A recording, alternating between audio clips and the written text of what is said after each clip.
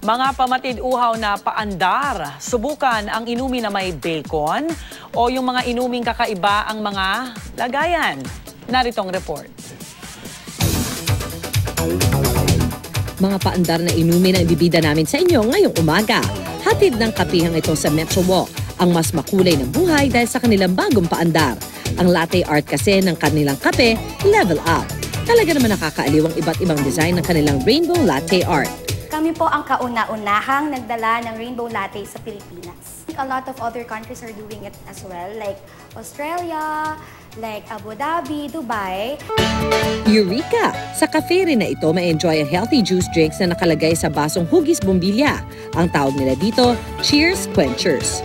For this, we put chia seeds for para maging iba kami. Kasi naging trend before, yung mga pearls, yung mga sagu na nilalagay sa drink.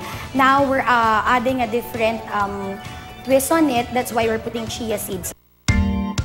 Hilig ng magbabarkadang sina Iyo, Steph at Johan ang magpunta sa cafe tuwing kanilang break time. Pero ngayong araw, susubukan nila ang hindi lang basta pamatid-uhaw, kundi ang drinks na papawi sa kanilang curiosity. Sa cafe na ito sa Maginhawa, nakalagay sa Erlenmeyer flask ang kanilang mga inumin. Meron po kami 16 ounce at 22 ounce. Sa 16 ounce po, 120, then yung 22 ounce is 130.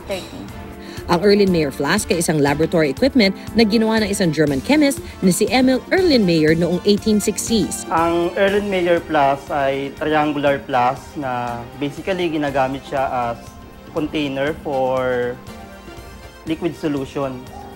Maaari ring gamitin siya bilang reaction vessel to observe a chemical reaction as it happens.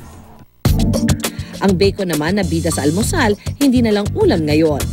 Dahil sa kainang ito sa Marikina, ang kanilang inumin merong totoong bacon. Tama ang narinig niyo mga kapuso, pinaghalong tamis at alat ang sarap na malalasap sa paandar na inuming ito. Since we're a smokehouse, we specialize in smoking meats and barbecue. Ang unang naisip agad namin is why not incorporate yung aming specialty sa isa sa aming mga drinks. So we come up with the idea na yung aming homemade bacon, kasi we make our own bacon, no? We smoke our own bacon. So we blend it with our homemade ice cream and then top it up with maple syrup. Panalo rin ang s'mores drink na mabibili rito. Hindi flavoring kundi totoong s'mores ang halo. Ang mga inuming ito hindi lang para mapawi ang pagkauhaw. Dinadagdagan ng iba't ibang gimmick para ang drinking experience mas wow na wow.